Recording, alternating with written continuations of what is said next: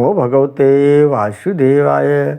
मिलता है सच्चा सुख केवल भगवान तुम्हारे चरणों में। मिलता है सच्चा सुख केवल भगवान तुम्हारे चरणों में। यह विनती है पल छिन छिन की रहे ध्यान तुम्हारे चरणों में। मिलता है सच्चा सुख केवल भगवान तुम्हारे चरणों में। चाहे बैरी सब संसार बने रहे ध्यान तुम्हारे चरणों में। चाहे बैरी सब संसार बने, चाहे जीवन मुझ पर भार बने, चाहे मौत गले का हार बने, रहे ध्यान तुम्हारे चरणों में। मिलता है सच्चा सुख केवल भगवान तुम्हारे चरणों में। यह विनती है पल छिन छिन की रहे ध्यान तुम्हारे चरणों में।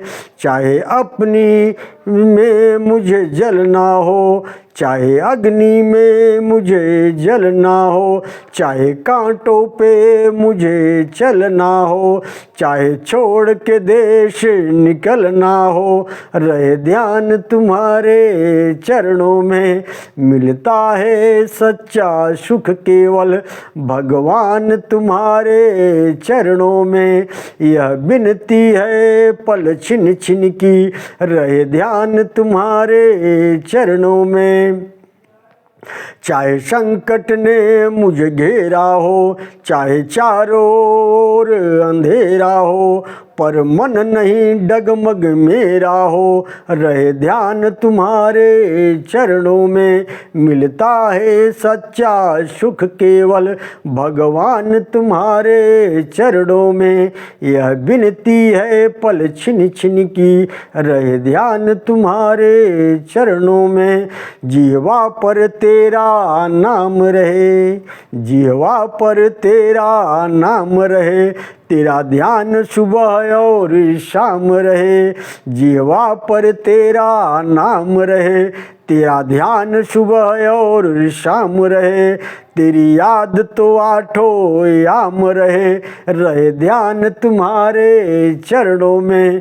मिलता है सच्चा सुख केवल भगवान तुम्हारे चरणों में।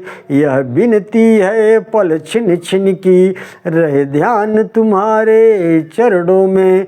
मिलता है सच्चा सुख केवल भगवान तुम्हारे चरणों में।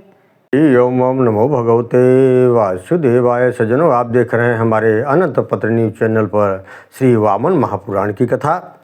आज का प्रसंग है देवताओं का शयन है और अशून्य शयन है, आदि व्रतों एवं शिव पूजन का सीधा वर्णन है। सीधा चलते हैं कथा की तरफ। नारद जी ने कहा, चंद्रमा के प्रति कामियों द्वारा वर्णित श्रीहरि शंकर की आराधना के लिए जिन व्रतों का उल्लेख किया गया है उनका वर्णन करें प्रभु। पुलस जी बोले, लोक कल्याण के लिए कलह को भी इष्ट मानने वाले कली कलह प्रिय नारद जी, आप महादेव श्रीहरि की आराधना के लिए कामियों द्वारा कहे गए पवित्र व्रतों का वर्णन सुने। जब आषाढ़ी पूर्णिमा बीत जाती है एवं उत्तरायण चलता रहता है, तब लक्ष्मीपति भगवान विष्णु शेष शैया पर सो जाते हैं। उन विष्णु के सो जाने पर देवता गंधर्व गुह्यक एवं देव माताएं भी क्रमशः सो जाती हैं। नारद ने कहा, है जनार्दन से लेकर देवता आदि शयन की उत्तम विधि मुझे बतलाइए। तब पुलस जी ने कहा, तपोधन नारद जी, आषाढ़ के शुक्ल पक्ष में सूर्य के मिथुन राशि में चले जाने पर एकादशी तिथि के दिन जगदीश्वर विष्णु की शैया की परिकल्पना करनी चाहिए। उस शैया पर शेषनाग के शरीर और फण की रचना कर यज्ञोपवीत युक्त श्री केशव की प्रतिमा की पूजा कर ब्राह्मणों की आज्ञा से संयम एवं पवित्रता पूर्वक रहते हुए स्वयं भी पीताम्बर धारण कर द्वादशी तिथि में सुख पूर्वक उन्हें सुलाना चाहिए। इसके बाद त्रयोदशी तिथि में कदम्ब के पुष्प से बनी शैया पर कामदेव शयन करते हैं। फिर चतुर्दशी को सुशीतल स्वर्ण पंकज से निर्मित सुखदायक के रूप में बिछाए गए तकिए वाली शैया पर यक्ष लोग शयन करते हैं। पूर्णमासी तिथि को चर्म वस्त्र धारण कर उमानाथ शंकर एक दूसरे चर्म द्वारा जटा भार बांधकर व्याघ्र चर्म की शैया पर सोते हैं।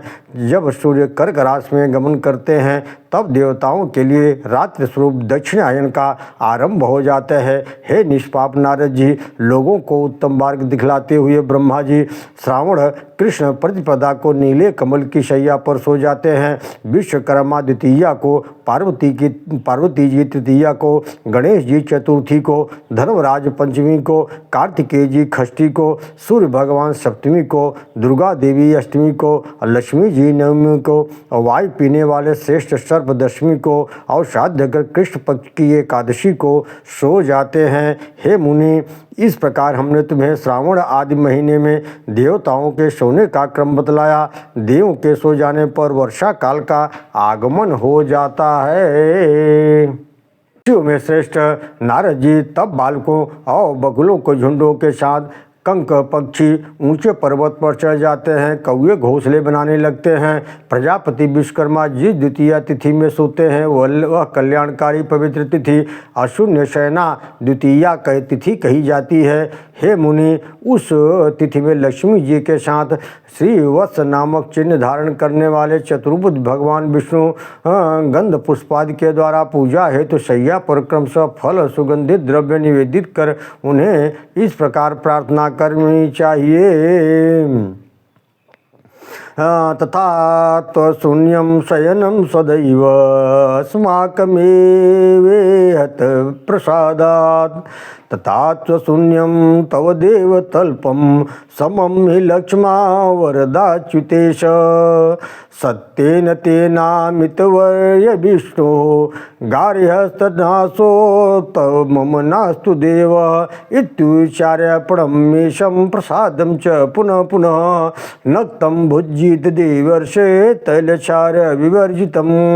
हे त्रिविक्रम नारद जी, हे त्रिविक्रम, हे अनंत, हे जगन निवास, जिस प्रकार आप लक्ष्मी से कभी अलग नहीं होते हैं उसी प्रकार आपकी कृपा से हमारी शैया भी कभी शून्य न हो। हे देव, हे वरद, हे अच्युत, हे ईश, हे अमित वीरशाली विष्णु, आपकी शैया लक्ष्मी से शून्य नहीं होती। उसी सत्य के प्रभाव से हमारे भी गृहस्थी के नाश का अवसर न आए, पत्नी का वियोग न हो। हे देवर्षि, इस प्रकार स्तुत करने के बाद भगवान विष्णु को प्रणाम द्वारा बार बार प्रसन्न कर रात्रि में तेल एवं नमक से रहित भोजन करे और श्रेष्ठ ब्राह्मणों को फलों का दान दे। जब तक सूर्य वृश्चिक राशि पर रहते हैं तब तक इसी विधि से चातुर्मास व्रत का पालन किया जाना चाहिए। इसके बाद क्रमशः देवता जागते हैं। सूर्य के तुला राशि में स्थित होने पर विष्णु जाग जाते हैं। उसके बाद काम और शिव जागते हैं। उसके पश्चात द्वितीया के दिन अपने विभव के अनुसार शैया के साथ लक्ष्मीधर की मूर्ति का दान करें। इस प्रकार मैंने आपको यह प्रथम बतलाया जिसका आचरण करने पर इस संसार में किसी को वियोग नहीं होता है। इसी प्रकार भाद्रपद मास में मृगशिरा नक्षत्र से युक्त जो पवित्र कृष्णाष्टमी होती है उसे कालाष्टमी माना गया है। उस तिथि में भगवान शंकर समस्त लिंगों में सोते हैं एवं सानिध्यान में निवास करते हैं। इस अवसर पर की गई शंकर की पूजा अक्षय मानी जाती है। अष्टमी को उपवास करके नवमी को स्नान करने के बाद हिरण्याक्ष मेरे ऊपर प्रसन्न हो यह कहते हुए तिल के साथ दक्षिणा प्रदान करे। कार्तिक मास में दुग्ध स्नान, मार्गशीर्ष में अगहन में मास में अष्टमी तिथि को उपवास करके नवमी तिथि को दधी से स्नान करना चाहिए। पौष मास में घृत का स्नान करना चाहिए। माघ मास में कुश से जल से स्नान करें। इस प्रकार 6 मास के बाद प्रथम पारण की विधि कही गई है। अंत में त्रिनेत्रधारी महादेव क्रमशः स्नान कार्य संपन्न कराए। गोरोचन के सहित गुड़ द्वारा महादेव प्रतिमा का अनुलोम करके उसकी पूजा करें। प्रार्थना करें, हे ईश, मैं दीन हूँ तथा आपकी शरण में हूँ। आप मेरे ऊपर प्रसन्न हो तथा मेरे दुख और शोक का नाश करें। व्रतधारी द्विजोत्तम। इसके बाद फाल्गुन मास की कृष्णाष्टमी को उपवास करना चाहिए। दूसरे दिन नवमी को पंचगव्य से भगवान शिव को स्नान कराए, अर्चन कर चंदन का धूप घृत सहित गुड़ तथा नैवेद्य प्रदान करे। इसके बाद रुद्र शब्द का उच्चारण कर ब्राह्मणों को नैवेद्य के साथ दक्षिणा 2 वस्त्र प्रदान कर महादेव को प्रसन्न करे। चैत्र मास में गूलर के फल के जल से स्नान कराए, मंदार के फूलों से पूजा करें। हे नारद जी, वैशाख मास में सुगंधित पुष्पों के जल से स्नान करें। ज्येष्ठ मास में आंवले के जल से स्नान करें। त्रिनेत्रधारी का पुष्टिकर्ता शिव को धूप दान में धूप दिलगाए, फिर घी दधी मिलाकर सत्तू का नैवेद्य अर्पित करें। आषाढ़ मास में बिल के जल से भगवान शिव को स्नान कराए। धतूर के उजले पुष्पों से उनकी पूजा करें। घृत के सहित मालपुए का नैवेद्य अर्पित करें।